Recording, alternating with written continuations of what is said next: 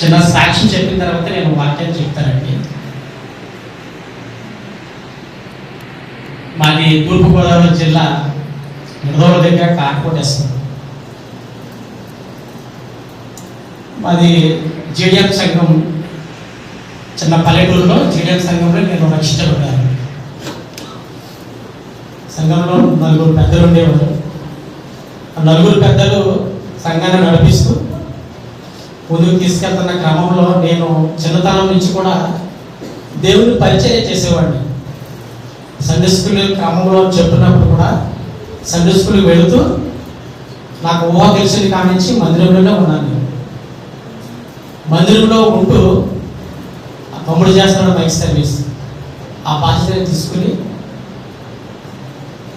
ముందుకు వెళుతున్న క్రమంలో సంఘ పెద్దలు ఒకటి ఆలోచించి, మేము ఎప్పుడు ఎలాగనేది ఎలా చనిపోతామో మాకు తెలియదు, సంఘం ఉండిపోకుండా మీలో ఎవరస్తులు కావాలి అని ఒక తీర్మానం కలిగి మమ్మల్ని పుష్ చేసి మమ్మల్ని ముందుకు తీసుకొచ్చారు. సంవత్సరాలు గడుస్తున్నాయి, మందిరానికి వస్తున్నాను కానీ సరైన జీవితం నాలో లేదు. మందిరానికి వస్తున్నాను, వాక్యం వింటున్నాను, యథావిధిగా నా బయట నా కార్యక్రమం నేను చేస్తూనే ఉన్నాను. అలా చేస్తున్న క్రమంలోనే దేవుడు 2014లో ఒక సేవకుడు ద్వారా వాక్యం చెప్తుంటే సభ పెట్టినప్పుడు వాక్యం విని నా హృదయము ఎదురెక్కించి నేను 2014లో రక్షించబడ్డాను. రక్షించబడి అప్పటి నుంచి దేవుడు నిలకడగా జీవిస్తూ నా యొక్క జీవితాన్ని దేవుడికి సమర్పించుకుని నేను ముందుకి కొనసాగుతూ కొంతకాలం అయిన తర్వాత 2020 నాటికి వచ్చేటప్పటికి సంఘంలోని పరిచర్య చేయడానికి ఎవరు లేరు అని మా పెద్దలు 4 పెద్దలు ఆలోచించి మమ్మల్ని కృషి చేసి సంఘంలో నిలబెడితే మాకు తెలిసిన మాటలే కొంత వాక్యాన్ని బోధిస్తూ దేవుడు ఎంతగా ప్రోత్సహించి మమ్మల్ని మేమడక స్టేజ్ ఫీలింగ్ ఎక్కువ, నిలబడడానికి కూడా మాకు ధైర్యం సరిపోదన్నమాట. అంటే మాకంటే పెద్దవారు బోధిస్తున్నప్పుడు మనం ఆడ ముందు బోధించాలంటే చాలా కష్టపడ్డా అసలు.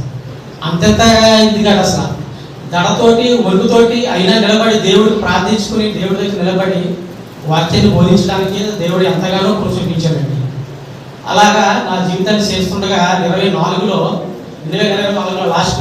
లాస్ట్ ఇయర్లో జూనియర్లోని నర్సాపురంలో మరి సేవకుల సదస్సు జరుగుతుంది. వీటికి మరి ట్రైనింగ్ ఇస్తున్నారన్నప్పుడు ఆ క్లాస్కి వెళ్ళడం జరిగింది. 6 నెలలు ట్రైనింగ్ పొంది పరిచయం చేసుకుని 6 నెలలు ట్రైనింగ్ పొంది మరి 6 నెలలు కంప్లీట్ చేసుకుని డిసెంబర్ క్లోజ్ అయింది. మరి ఆ క్లాస్లో నుంచి వచ్చేసరికి అయిపోయిన తర్వాత అలా దేవుడిలో కొనసాగుతున్నాను. నేను కొనసాగుతూ ఉండగా ఆర్థిక ఇబ్బందులు కొంత నన్ను వేధించి నేను ఒక ఇల్లు కట్టి దేవుళ్ళో మాట ఇచ్చి దేవుడికి నేను పరిచయం చేస్తాను ప్రభు అని నేను మాట ఇచ్చి ఆ మాట నెరవేర్చలేకుండా నేను తప్పుపోయినట్టు సంఘాన్ని విడిచి పరిచయాన్ని విడిచి ఇంతకు వచ్చాను. వచ్చిన తర్వాత నేను ఇక్కడికి వచ్చాను. మొన్న మార్చికి వచ్చాను. మార్చికి కరెక్ట్గా బక్రీద్ రంజాన్ రోజు వచ్చాను ఇక్కడ. నేను వచ్చిన తర్వాత నేను ఏం చేయాలి ప్రభువా, ఈ సంఘాన్ని విడిచాను, నా తోటి సహోదరుని విడిచాను, పరిచయాన్ని విడిచాను, గ్రామాన్ని విడిచాను, బిడ్డలు విడిచాను, అందరినీ విడిచాను. ఇక్కడికి వచ్చాను. నేను నన్ను ఏం చేయమంటామని నేను మోకరించి ప్రభుని అడిగాను. ప్రభుని అడిగితే ఒక సహోదరుడి ద్వారా చర్చికి వెళ్ళాలి, కంపల్సరీ చర్చికి వెళ్ళకపోతే నేను ఇక్కడ లోకంలో కలిసిపోతాను నేను అని నేను ఒక మరి సహోదరుడు కనపడితే ఆ సహోదరుడు అడిగాను, ఇక్కడ ఎక్కడన్నా మందిరం ఉంటుందా అని. మందిరం ఉంటే రా మాల్యా వెళ్దామని చెప్పేసి మాల్యా తీసుకెళ్ళారు. 2 వారాలు వెళ్ళాను నేను. కానీ అక్కడ పద్ధతి నాకు నచ్చల. ఏంటి ప్రభువా ఇక్కడ తీసుకొచ్చావు, నాకేమో ఎలబోటు కావట్లేదు, అక్కడ ఉండబోటు అవ్వట్లేదు, వాక్యం వినాలన్నా ఎలబో తవ్వట్లేదు, ఏంటి ప్రభు అని మళ్ళీ మోకరించి నేను ప్రార్థించినప్పుడు విజయ అక్క మరి ఎలాగా కలిసిందో నాకైతే తెలియదు కానీ మా మేనల్డ్ ఫోన్ చేస్తే విజయ అక్క బావా రెండోసారి జయప్రసాద్ దగ్గరికి వస్తున్నారు, 2 బావాలని ఫోన్ చేస్తే విజయ అక్క నాకు పరిచయం అయింది.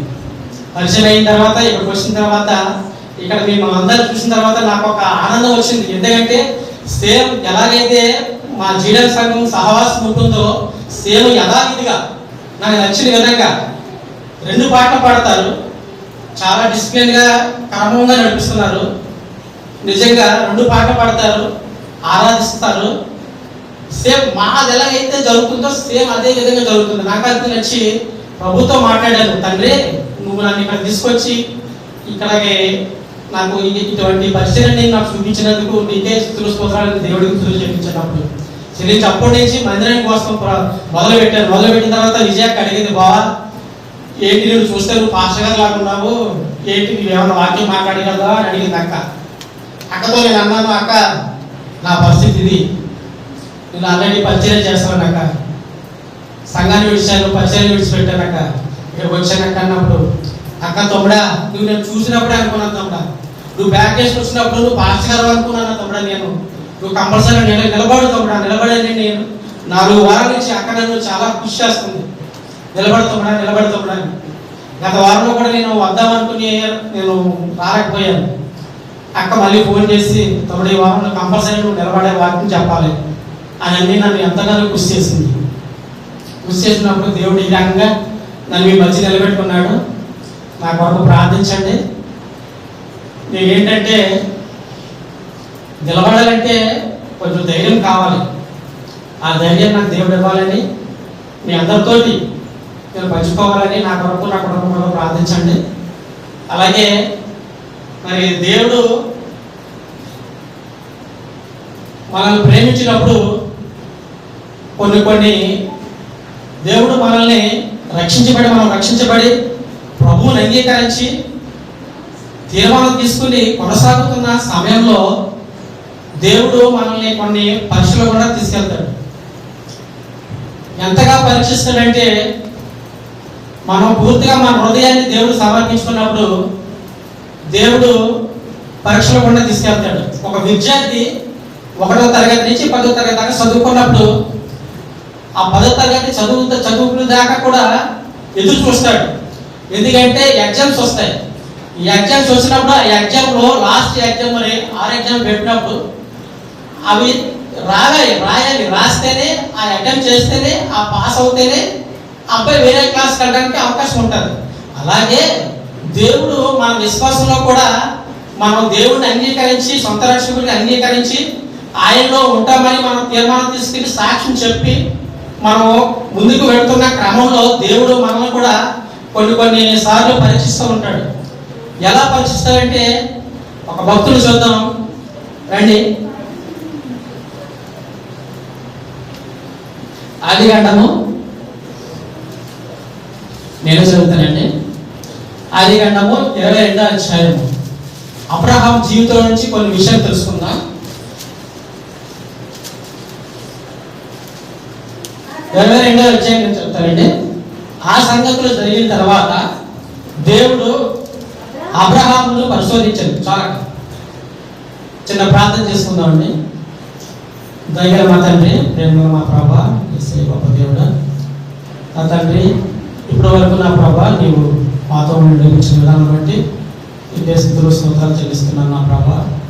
ఇదిగో నా తండ్రి మరి ఇప్పుడు నీ పక్షంగా నిలబడ్డాను నా తండ్రి, నోటి మాన్యం నిలబడి నా ప్రభా. ఇదిగో నా తండ్రి మోషే తోడుగా ఉన్నట్లుగా నా ప్రభా మరి ఐగుప్తు నుంచి నా ప్రభా ఇశ్రాయేలు ప్రజలు నడిపించినప్పుడు నా తండ్రి నేను నోటి మాన్యం నిలబడి నేను వెళ్ళలేనప్పుడు మాట్లాడేది నేను, నీవు కాదు, నువ్వు నుంచులు మాత్రమే ఉండని చెప్పి సెలవించావు. అదే ప్రకారంగా నా తండ్రి ఇప్పుడు నీ పక్షంగా నేను నిలబడ్డాను నా ప్రభా. నీ సహాయం నాకు కావాలి తండ్రి. నువ్వు నాలో ఉండి మాట్లాడమని, ఎవరికి ఏ మాట అవసరమో నా ప్రభా నాలో ఉండి మాట్లాడమని సహాయం చేయమని తోడైనమని ఈ చంద్రప్రభ ఆలకించమని యేసుక్రీస్తు పేరు వేడుకున్నామా తండ్రి, ఆమేన్.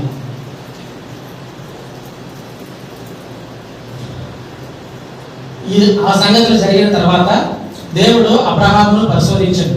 ఎట్లాగా ఆయన అబ్రహాము అని పిలువగా అతను చిత్తం ప్రభువా అని. అలాగా ఆ సంగతులు అంటే అబ్రహాము దేవుడు పిలిచినప్పుడు స్టార్టింగ్లో దేవుడు పిలిచినప్పుడు బంధువులు విడిచిపెట్టమంటాడు, తల్లిదండ్రులు విడిచిపెట్టమంటాడు, గ్రామాన్ని విడిచిపెట్టమంటాడు, తోటి సహోదరులు విడిచిపెట్టమంటాడు. మొత్తం దేశాన్ని విడిచి నేను చెప్పిన చోటికి బయలుదేరి రమ్మని మరి అబ్రహాముకు దేవుడు చెప్తాడు. చెప్పిన విధంగా దేవుడు మరి చెప్పిన విధంగా అబ్రహాము అలాగే అందరిని విడిచిపెట్టి బాధ కలిగినా సరే విడిచిపెట్టి బయలుదేరి చెప్పిన చోటుకు వస్తాడు. అదో సంగతి జరుగుతుంది. నెక్స్ట్ మరి వచ్చిన తర్వాత గెరారికి వస్తారు. గెరారికి వచ్చిన తర్వాత అక్కడ అబ్రహాము శారాను చెల్లి అని చెప్పి అబద్ధం ఆడతారు. అదొకటి. నెక్స్ట్ లోతు చిన్నయ్య సహోదరుడి కొడుకు లోతుని తీసుకుని వెళ్ళినప్పుడు అక్కడ కూడా ఏమంటాడంటే వాడుతూ ఉన్నప్పుడు ఆ లోతు కాపురులకును అబ్రహాం కాపురులకు గొడవలు వచ్చి అదొకటి జరుగుతుంది. అలా కొన్ని సంగతులు జరిగిన తర్వాత అబ్రహాముకి ఎన్నో సంగతులు జరిగిన తర్వాత దేవుడు అబ్రహాముని పిలుస్తాడు.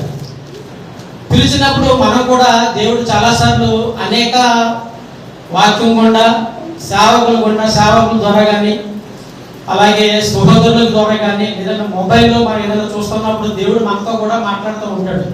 మనం గమనించి ఆలోచించి మనం కూడా దేవుడు ఏం మాట్లాడుతున్నాడు, ఈ విషయం నా కోసమే మాట్లాడుతున్నట్టున్నాడు, ఈ విషయం నా కోసమే మాట్లాడుతున్నాడు, ఈ నాకు లోటు ఉంది, ఈ విషయం నాకు లోటు ఉంది అని మనం గ్రహించుకుని దేవుడు మాట్లాడుతున్నప్పుడల్లా మన హృదయంలో ప్రార్థన చేసుకుంటూ దేవుడిని అడుగుతూ ఉండాలి. మనం ప్రతి నిమిషం అలాగే చేయాలి. అలాగా ప్రతి విషయంలోనూ దేవుడు అబ్రహాము పిలిచినప్పుడు చిత్తం ప్రభువా చిత్తమే అన్నాడు. కానీ ఎప్పుడు కూడా మారు కూడా మాట్లాడలేదు. మనమైతే అనేక పనులు పెట్టుకుని మన ఇష్టమైన పనులు పెట్టుకుని ప్రార్థించడానికి కానీ బైబిల్ చదవడానికి కానీ మోకరించి ప్రార్థన చేసుకోవడానికి కానీ మనకు అవకాశం ఉన్నప్పుడు కూడా దేవుడు నిర్లక్ష్యం చేస్తాం. కానీ అబ్రహాము పిలవగానే చిత్తం ప్రభు అనేవాడు. ఆ రకంగా మనం అందరం ఉండాలి. ఆ రకంగా ఉండి దేవుడికి ముందుగా మన హృదయాలు సమర్పించాలి. సమర్పించిన తర్వాత దేవుడు మనం ఏది అడిగితే అది మనకు దయచేస్తాడు. తర్వాత చిత్తం ప్రభు అనేను. అప్పుడు నీకు ఒకడైనా నీ కుమారుని అనగా నువ్వు ప్రేమించు ఇస్సాకును తీసుకుని మోరియా దేశంలోకి వెళ్ళి అక్కడ నేను నీతో చెప్పబో పర్వతంలో ఒక దాని మీద దానివారిగా అతను అర్పించమని చెప్పాను. ఇక్కడ అబ్రహాముకి 100 ఏళ్ల ప్రాయంలో కుమారుడు పుడతాడు. కుమారుడు పుట్టినప్పుడు ఇదంతా మనకు తెలిసిన విషయమే. కానీ ఈ అధ్యాయంలో 22వ అధ్యాయంలోనే మనం పరిశీలించినప్పుడు ప్రభువైన యేసుక్రీస్తు వారు ఇందులో కనపడతారు. ఎలాగైతే గొల్గొతా కొండకి ఆయన ప్రయాణమై వెళ్తాడో ఈ అధ్యాయంలో కనపడుతూ ఉంటాడు. ఎలా కనపడుతున్నాడో నేను మీకు వివరంగా వివరిస్తాను.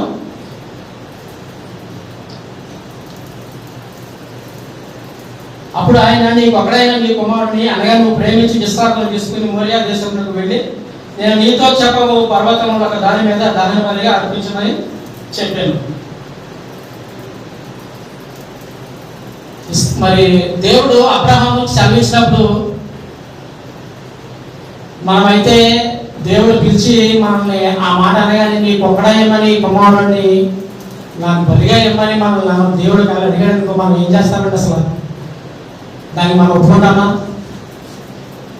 ముందుగానే మనం దేవుడు పాదాల దగ్గర పడిపోయే తండ్రి నేను అంత పని చేయలేను, అంతటి త్యాగం నేను చేయలేను తండ్రి, నిజంగా నా కుమారుడు బదులు నన్ను తీసుకో, లేదా నా సమస్తం ఇస్తాను. వృద్ధాప్యంలో 100 సంవత్సరాలు గడిచి 100 సంవత్సరాలు వచ్చిన తర్వాత కుమారుడిని ఇస్తే ఎన్నో వాగ్దానాలు చేసి నీ జనాన్ని అంత విస్తారమైన జనాలుగా చేస్తానని మాట ఇచ్చావు కదా దేవా, ఎందుకు నా ప్రభా నువ్వు ఇప్పుడు నన్ను నా కుమారుడిని అడుగుతున్నావు అని అనాలి. యాక్చువల్గా అబ్రహాం అలా అనలేదండి. అసలు ఒక్క మాట కూడా ఆలోచించలే. నెక్స్ట్ కనీసం శారవకుడైనా ఒక మాట అయితే చెప్పాలి. సారమ్మా ఇదిగో దేవుడు ఇలా అడుగుతున్నాడు, మరి ఏం చేయమంటావు అని చెప్పాలి. శారా ప్రస్తావన కూడా ఇందులో రాదండి. అసలు ఈ అధ్యాయంలో శారా ప్రస్తావన ఉండదు. 21వ అధ్యాయం ఉంటుంది, 23వ అధ్యాయం ఉంటుంది. కానీ ఇక్కడ తండ్రి కుమారుడు సంబంధం అంతా ఇందులో ఈ 22వ అధ్యాయంలో చూస్తాం మనందరం కూడా.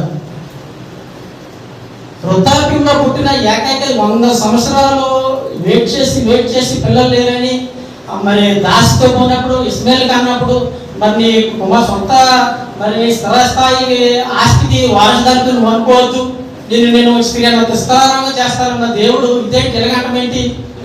మనం అయితే ఏ విషయమైనా సరే భార్యతో పంచుకుంటాం, పంచుకోకుండా ఏది కూడా మనం చెయ్యం. కంపల్సరీ భార్యతో పంచుకుంటేనే మనం ఏదైనా కార్యక్రమం చేస్తాం. కానీ ఇక్కడ అయితే అబ్రహాముకి ఆ పంచుకునే టైం కూడా దేవుడు ఇవ్వలేదండి. ఎలాగేదంటే 3:5 చూడండి. తెల్లవారినప్పుడు అబ్రహాం లేచి గాడిదకు గంట కట్టి తన పనివారులైన ఇద్దరు తీసుకుని ఇద్దరిని తన కుమారుడు ఇస్సాకును వెంటబెట్టుకుని దహన బలి కొరకు కట్టెలు చీల్చి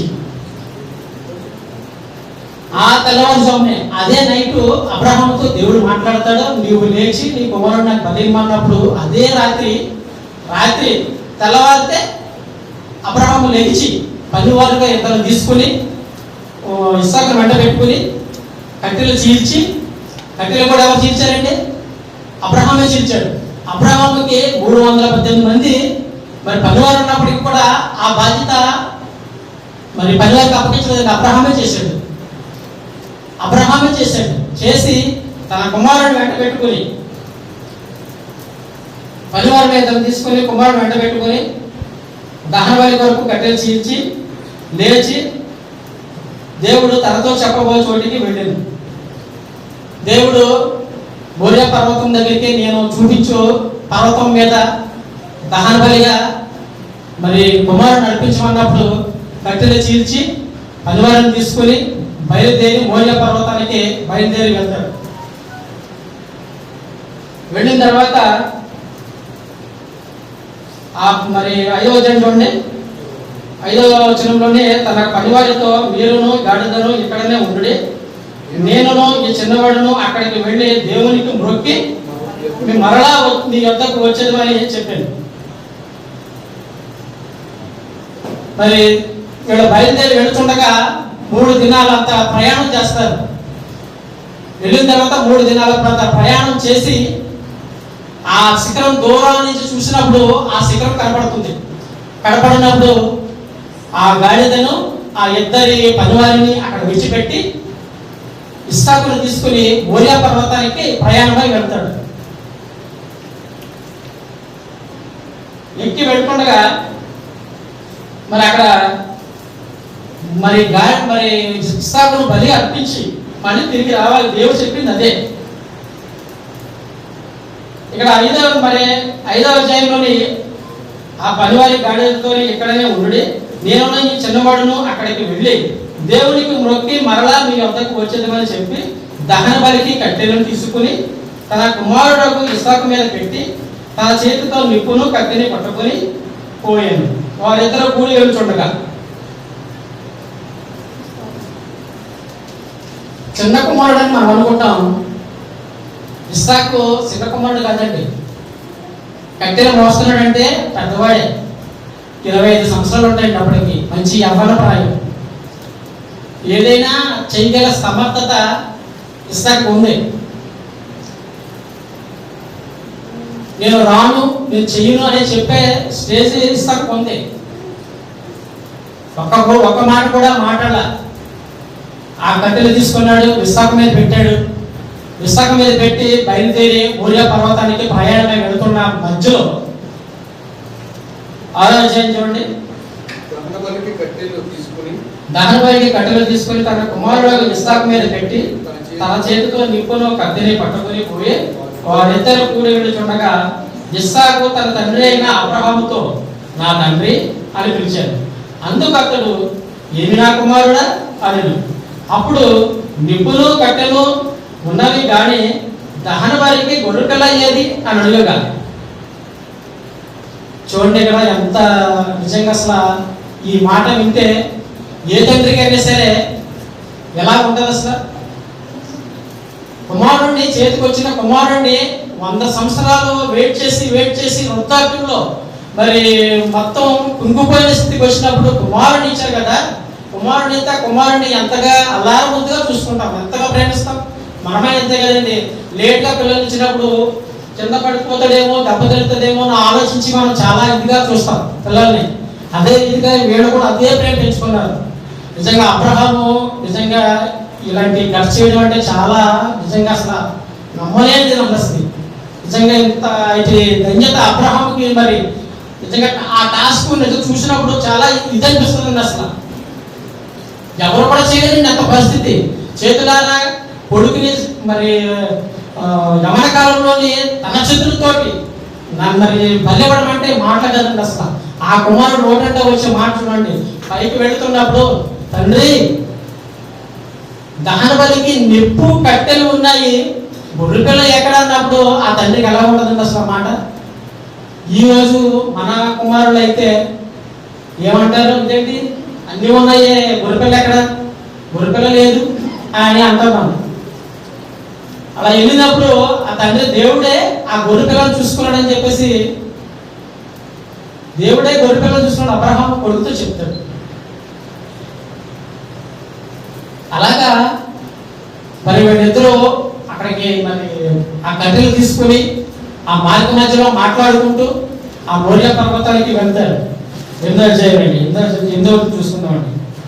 అబ్రహాము, నా కుమారుడా, దేవుడు దహన బలికి గొర్రెపిల్లను చూసుకుని చెప్పాను. అలాగూ వారిద్దరు కూడి వెళ్ళి దేవుడు తనతో చెప్పిన చోటికి వచ్చినప్పుడు అబ్రహాము అక్కడ బలిపీఠము కట్టి కట్టెలు చక్కగా పేర్చి తన కుమారుడు ఇస్సాకును బంధించి ఆ బలిపీఠం పైన కట్టెల మీద ఉంచాను. ఆ మోరియా పర్వతం దగ్గరికి వెళ్ళినప్పుడు అక్కడ బలిపీఠం ఒకటి కట్టి ఆ బలిపీఠం మీద కట్టెలు చక్కగా పేర్చి ఆ ఇస్సాకును 2 చేతులు బంధించినప్పుడు ఇస్సాకుకి డౌట్ రావాలి. తండ్రి నన్ను బంధించడం తండ్రి, నేనేం చేశాను తండ్రి? అమ్మ అంటే నాకు చాలా ఇష్టం తండ్రి, నన్ను బలిస్తున్నావా? నేనేం చేశాను తండ్రి? నన్ను బలివద్దని, నాకు అమ్మ కావాలి, నువ్వు కావాలి, నేను బ్రతుకుతానని అనాలి. ఇప్పుడైతే మన కుమారులు అయితే అలాగే అంటారండి. ఏమంటారు? నన్ను అయితే నన్ను చంపుతున్నావేంటి, నన్ను బలెత్తున్నావేంటి, నన్ను ఎందుకు బలేవాళ్ళు? ఉండే కొడుకులు ఎలాగ తండ్రికి ఇలాగైతే అబ్రహాంకి కుమారుడు ఒక్క మాట కూడా మాట్లాడకుండా తండ్రి ఏమి చేస్తున్నాడో మౌనే అంటున్నాడు. కానీ మన బిడ్డలైతే ఇప్పుడు ఆ స్థితిలో లేనండి అసలు. ఎవరు కూడా చిన్న పిల్లోడికి సమాధానం చెప్పలేకపోతున్నాం. ఇప్పుడు మనం చిన్న పిల్లోడికి 5-6 సంవత్సరాల లోటుతో మాట్లాడకపోతాం. ఇప్పుడు అంటే స్థితిలో ఉండి కూడా మరి అబ్రహాము ఇస్సాకు మరి అబ్రహాముకి అంతగా లోపడిపోయాడు. అసలు ఒక్క మాట కూడా మాట్లాడాల. ఆ తాడుతో బంధిస్తున్నప్పుడు మౌనిగా ఉండిపోయాడు. బంధించాడు, కట్టెలపై కొరండ పెట్టాడు. కట్టెలపై కొరండ పెట్టి మరి బలివడానికి 2 చేతులు పైకి కత్తి పట్టుకుని మరి బలివడానికి ఎత్తినప్పుడు దేవుడు మళ్ళీ ఇక్కడ ప్రత్యక్షమవుతాడు. చూడండి 9.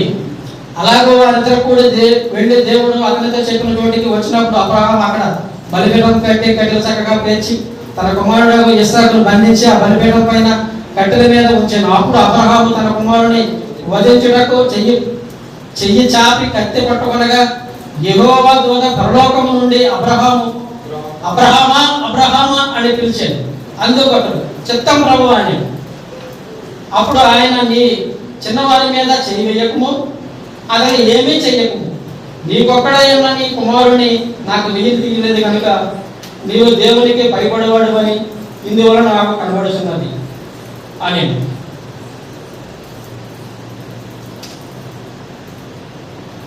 అబ్రహాము ఎంతటి త్యాగం చేసినప్పటికీ దేవుడు అది చూసి నిజంగా ఇంతటి విశ్వాసమైన వాడిని నేను ఎప్పుడు చూసుండలేదు.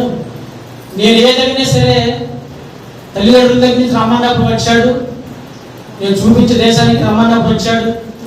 ఎంతగానో అల్లారు ముద్దుగా పెంచుకున్న కొడుకును కూడా ఏమన్నప్పుడు కూడా అబ్రహాము కానీ తీయలేదు. మరి బలివ్వడానికి కూడా వెనకాడలేదు.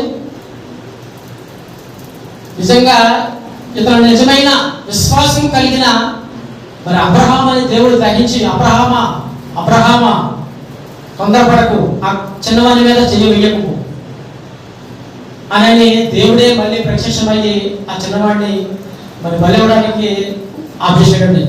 ఇంతకీ ఇక్కడ బలిచ్చాడా లేదా చెప్పాలి. బలిచ్చాడా? ఇచ్చాడు, బలిచ్చాడు. ఎక్కడ ఇచ్చాడంటే ఇబ్రాహీము రాసిన పత్రిక అబ్రహాము శోధింపబడి అబ్రహాము తప్పండి విశ్వాసం బట్టి ఇస్సాకును బలిగా అర్పించింది. కంపల్సరీ ఇక్కడ బలిగా అర్పించేసాడంటే విశ్వాసం బట్టి బలిగా అర్పించేశాడు. ఇదే రకంగా 2024 క్రితం ప్రభు అయిన దేవుడు నిన్ను నన్ను రక్షించడానికి కూడా ఇదే త్యాగం చేశాడండి. ఒక్కడైనా కుమారుణ్ణి నీ కొరకు నా కొరకు బలిగా అర్పించాడండి. యథావిధిగా ఎలాగైతే కుమారుణ్ణి మోరియా పర్వతానికి కట్టెలు మోసుకుంటూ తీసుకెళ్లాడో అబ్రహాము, ప్రభు అయిన యేసుక్రీస్తు కూడా గొల్గొతా గిరికి సిలువ యాగం చేయడానికి నీ పాపాల నిమిత్తం నా పాపాల నిమిత్తం ఆయన సిలువ ఎత్తుకుని గొల్గొతా కొండకి మౌని అయి ఉండి గొల్గొతా కొండకి తీసుకెళ్ళాడండి. నిజంగా ఆయన అంత త్యాగం చేయకపోతే ఈరోజు మనకి అంత రక్షణ భాగ్యం దొరికేదే కాదండి. అసలు ఆయన ఎంత ఉన్నత దేవుడు అయి ఉండి మరి ఈ సృష్టించిన దేవుడు అయి ఉండి సమస్తాన్ని చేసిన దేవుడు అయి ఉండి ఒక్క మాట కూడా మాట్లాడదంటే కేవలం ఆయన ప్రేమలో నువ్వు నేను కనపడుతున్నామండి. ఎలాగైతే ఆ కట్టెలో పాపానికి సాదృశ్యంగా కనపడతాయి, మన పాపాల నిమిత్తం కనపడతాయండి. ఆ అబ్రహాము చేతిలో కత్తి, నిప్పు, ఉగ్రతకి నిప్పు, తీర్పుకి కత్తి, ఇవి మనకి కనపడతాయండి. 2024 ఆయన మన కొరకు తన ఒక్కడైన కుమారుడిని నీ కొరకు నా కొరకు బలిగా పెట్టి ఈ భూమి మీద పంపించాడండి. ఎంతగానో పరీక్షించబడతాడు. మరి అబ్రహాము కూడా మరి ఇస్సాకును తీసుకుని మోరియా పర్వతానికి వెళ్ళినప్పుడు 3 దినాలు ప్రయాణం చేస్తారు కదా. 3 దినాలు కూడా మరి యూదులు బలిచ్చే క్రమంలోని ఏదైనా ఒక జంతువును తీసుకున్నప్పుడు 3 రోజులు పరీక్షిస్తారు. 3 దినాలు పరీక్షించిన తర్వాత, సున్నంగా పరీక్షించిన తర్వాత ఏ కల్మషం లేదు, ఏ కలంకం లేదు అని ఉన్నప్పుడు మాత్రమే ఏ వ్యాధి కూడా లేదని క్షుణ్ణంగా పరీక్షించిన తర్వాత ఆ బలికి సమర్పిస్తారు. అలాగే మరి ఇస్సాకు కూడా 3 దినాలంతా ప్రయాణం చేసి పరీక్షించబడతాడు. ప్రభువైన యేసుక్రీస్తు కూడా నీ కొరకు నా కొరకు సిలువ యాగానికి వచ్చినప్పుడు 4 ప్రధానులతోటి పరీక్షించబడతాడు. అన్న, కయప్ప, హేరోదు, పిలాతు. ఈ 4 ప్రధానులతోటి పరీక్షించబడతాడు. ఎంతకంటే నువ్వు నేనైతే పాపం చేశామండి. కుమారుడైతే ప్రభువైన యేసుక్రీస్తు అయితే ఏ పాపము ఆయన లేదు. సవాలిస్తున్న దేవుడు నేను ఈ పాపం చేశానని మీలో నిరూపించే వాడు అవడని చెప్పి సవాలిస్తుంటాడు. అటువంటి దేవుడు ఎంతగానో 33 సంవత్సరాలు పరిచయం చేసి ఆయన శిలువకు అప్పగించినప్పుడు ఒక్క మాట కూడా మాట్లాడదు. ఎందుకంటే కుమారుని అలగొట్టబడుట తండ్రికి ఇష్టమాయను. అందువలనే ఆయన ఒక్క మాట కూడా మాట్లాడదండి. ఆయన శిలువ యాగం ఎంతటి బాధాకరం అంటే నిజంగా అసలు అది ఆయన్ని జనాల్లో నుంచోబెట్టి ఏ పాపము చేయనప్పటికీ ఇతడు దూషణ చేస్తున్నాడని చెప్పేసి నిందించారు.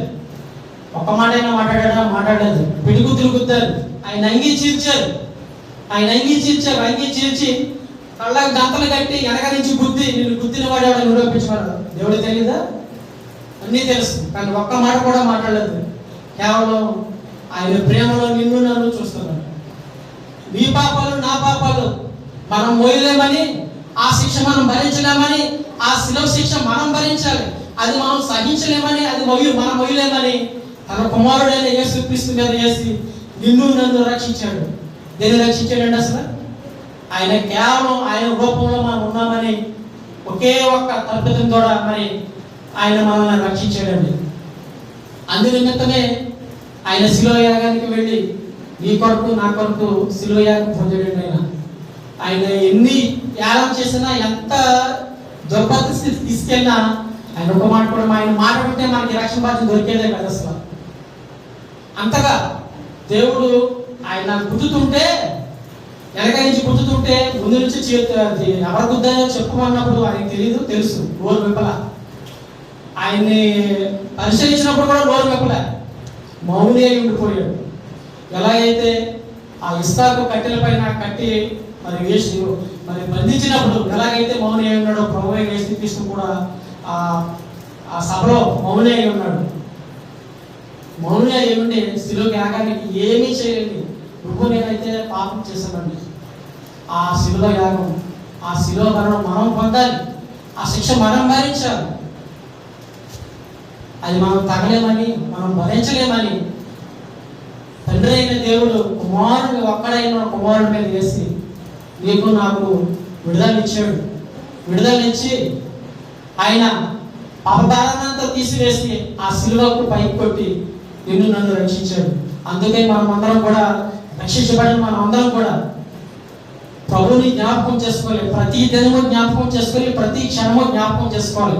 ఆయన మేలులు, ఆయన మన కొరకు ఎలా చనిపోయాడు, ఏ రీతిగా చనిపోయాడు అనేది ప్రతి ఒక్కరూ జ్ఞాపకం చేసుకుని రక్షించబడిన ప్రతి సహోదరి సహోదరుడు కూడా ఆ శిలువలో మరి ఆయన కాచిన రక్తానికి సాదృశ్యంగా ఉన్న ఆ పాత్రను, ఆయన శరీరంగా మరి మన కొరకు నలగొట్టబడిన శరీరం బదులుగా ఉన్న మరి ఆ రొట్టెను మనమందరం భుజించాలి. ఆత్మతో సత్యముతో మనమందరం ఆయన ఆరాధించాలి. ప్రతి రోజు స్తుతించాలి. ఆయనకి స్తుతించి ప్రతి రోజు మనం జ్ఞాపకం చేసుకుంటేనే ఆ శరీరంలో ఆ రొట్టెలో పొందుకోవాలి. మనం దినచర్య ప్రతి దినము ప్రభు జ్ఞాపకం చేసుకోవాలి. ఏ రోజు జ్ఞాపకం చేసుకోకుండా ఉండకూడదు.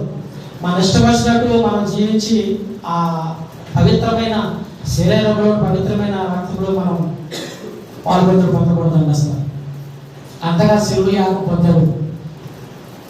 ఆ రొట్టు ఆ రసం మరి ఆ రసానికి సాదృశ్యంగా మనకి ఇచ్చాడు. ఆయన జ్ఞాపకం చేసుకుంటా అంతేగాని అది రొట్టెని తలంచవద్దు, రసమని తలంచవద్దు. అసలు అంతగా మన కొరకు ఆయన పడిన శ్రమను గుర్తు చేసుకోవాలి.